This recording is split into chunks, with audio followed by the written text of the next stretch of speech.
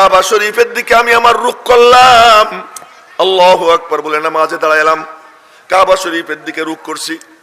এবার মনে মনে বলি, মালিক, যে কাবার দিকে রুখ করে নামাজ পড়ি, কবে একবার সেই কাবা দেখবো, কবে তুমি দেখাবা? এই জন্য সবাই খালি কান্দে। কি কান্দে? সাহিল সে লাগা দে মেরে ইশকো কা সফিনা, साहिल से लगा दे मेरे इश्कों का सफीना, आंखों से दिखा दे मुझे मक्का ও মদিনা।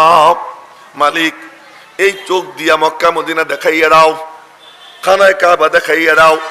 খানায় কাবা যার জল্পনা কল্পনা করে নামাজ পড়ি, যেদিকে মুখ দিয়ে নামাজ পড়ি, ওই কাবা দেখার জন্য এত উদ্গ্রীব।